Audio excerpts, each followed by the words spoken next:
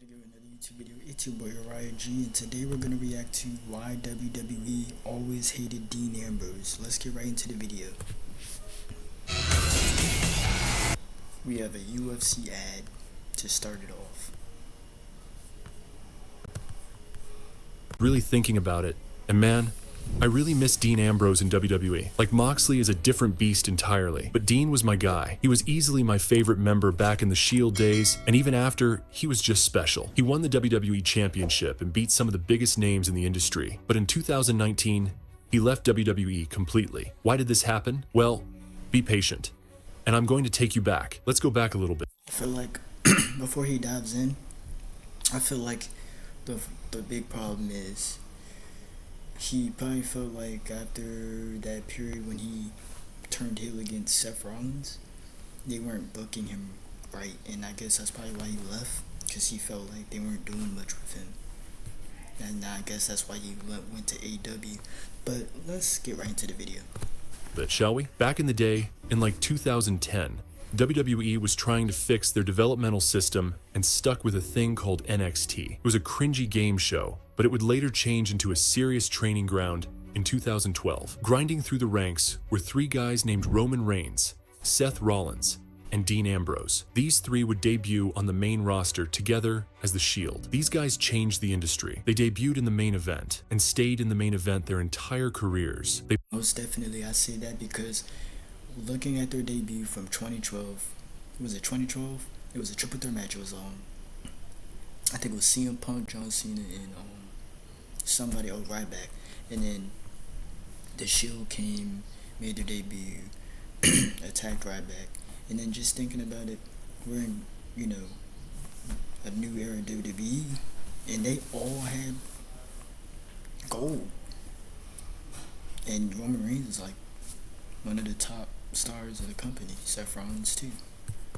They played their roles perfectly. Dean was the crash-out secret weapon. Roman was the powerhouse that could turn up at any moment. And Seth was the high-flying architect who always seemed to carry a compass for some reason. They took over. At first, the Shield was meant to protect CM Punk, but over time, they were taking dudes out and dogging them. Their first major match was at TLC against Ryback and Team Hell No. They started off with a bang and went on a crazy undefeated streak. At WrestleMania 29, they faced the random team of Big Show, Sheamus, and Randy Orton. The match wasn't too crazy, but it just kept upping their momentum. The next episode of SmackDown was big for Dean. He faced The Undertaker in a one-on-one match. Facing Undertaker in 2014 on a weekly show was nuts. You remember every single time you heard the Shield's theme song,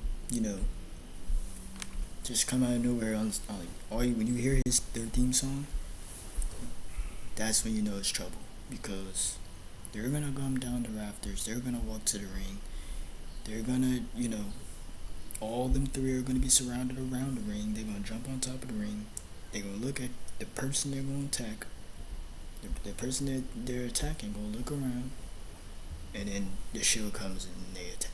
Then they do the triple power bomb.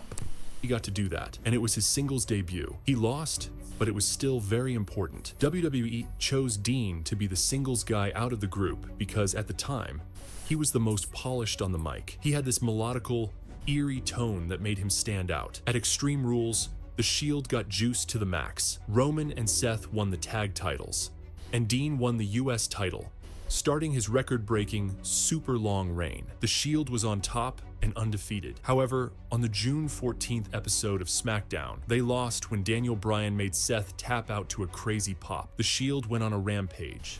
In August, they joined the Authority. They were too OP at this point, bullying everyone, even doing 11 versus 3 handicap matches. But who could forget when the Shield faced Cody Rhodes and Goldust? One of the best tag matches I can remember. At Survivor Series, Roman won it for the team, but by the Royal Rumble 2014, things got tense. Roman dominated the match and even eliminated Seth and Dean, but came up short to Batista. Even though they tried to get him first, Dean and Seth weren't going to let it slide. Then came the Shield versus the Wyatt family, an absolute war. The Shield lost and Dean disappeared into the crowd.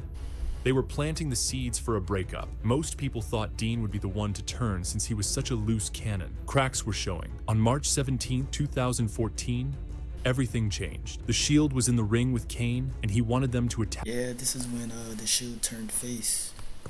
Jerry Lawler. They refused. The mood shifted. Kane was alone and trapped. Fans were clamoring. The Shield finally turned face. They had been chewed up, spit out, and booed off stage, but they immediately became the biggest face group in the company.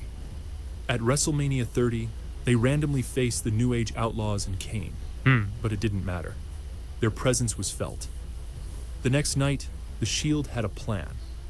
Triple H versus Daniel Bryan for the WWE Championship was set, and the Authority was attacking Bryan. The Shield pulled up. Triple H tried to keep the peace, but Roman hit the warning blow. This set up the Shield versus Evolution. This was a good rivalry, definitely. The greatest groups in WWE history. At Extreme Rules, the Shield won after a brutal match. At Payback, they swept Evolution. The Shield was on top of the world, but all good things must come to an end. The next night, Batista left. Triple H had a plan B. Seth Rollins That man Batista quit two or three times? turned on his brothers, betrayed them with a steel chair, a snake in the grass. After this, all three careers skyrocketed.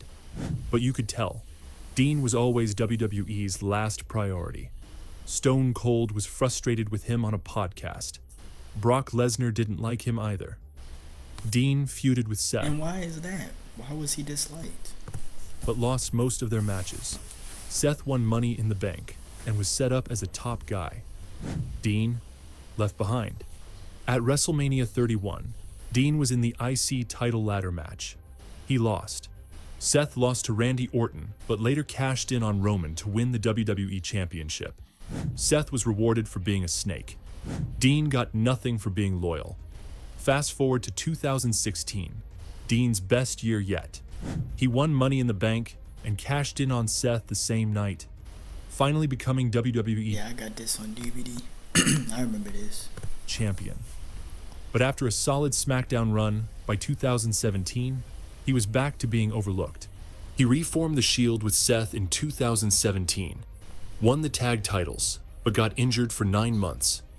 By 2018, he returned jacked, but WWE botched his booking.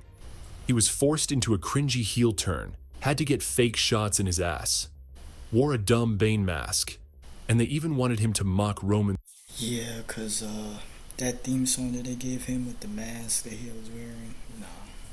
leukemia, which he refused. By January 2019, Wait, he was did y'all hear what he just said? That's really messed up. If they wanted, him to use that for a storyline. done. WWE tried a "Please Don't Leave" campaign, even giving the Shield a farewell tour, but it was too late. His last match was in April 2019. Then, in May 2019, during the AEW Double Wow, so they didn't want. They was trying to stop him from leaving the company. or Nothing main event, Jon Moxley debuted, attacking Chris Jericho and Kenny Omega.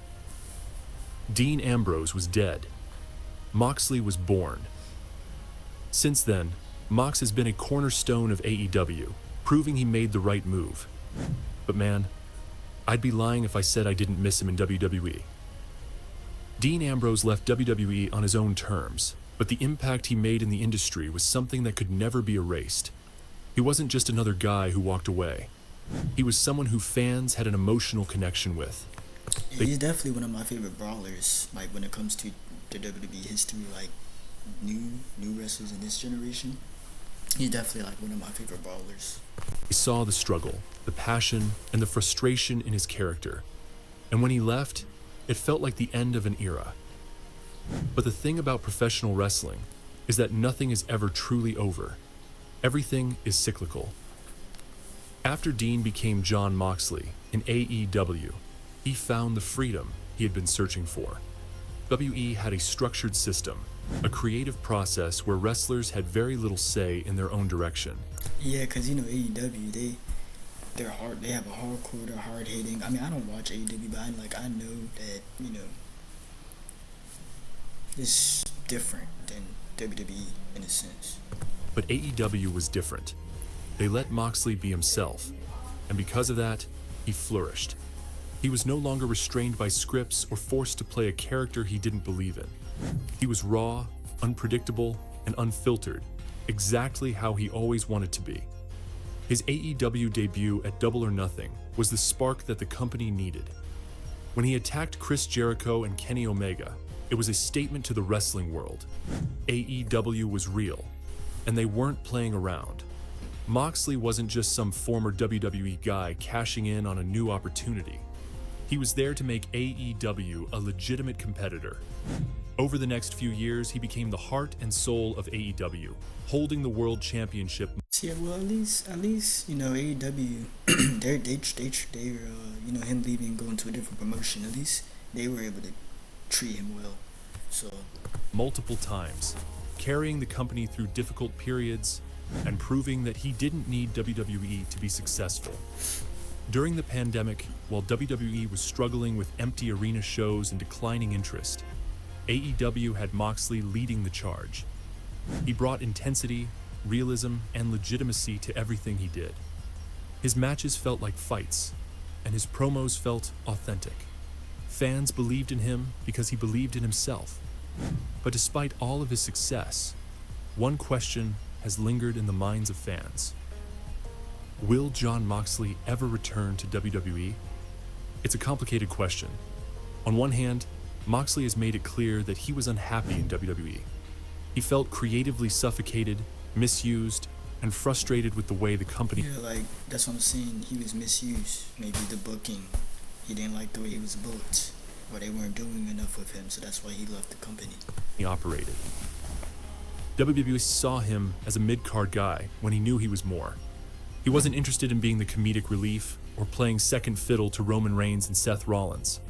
He wanted to be at the top on his own terms, and he got that in AEW. However, the wrestling business is unpredictable.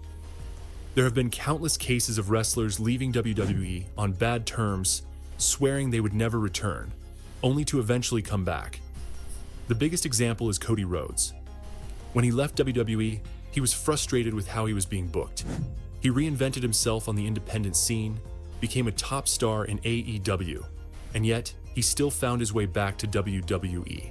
Now, he's one of the biggest stars in the company. Could Moxley follow the same path? Well, do you guys think he can? Do you guys think he'll come back? Because, I think as of right now, I mean, does he have any issues with AEW? Or... It's not impossible. The biggest factor in a potential WWE return is time. Right now, Moxley is in his prime and fully dedicated to AEW. But things change. 5 years from now, AEW might not be the same.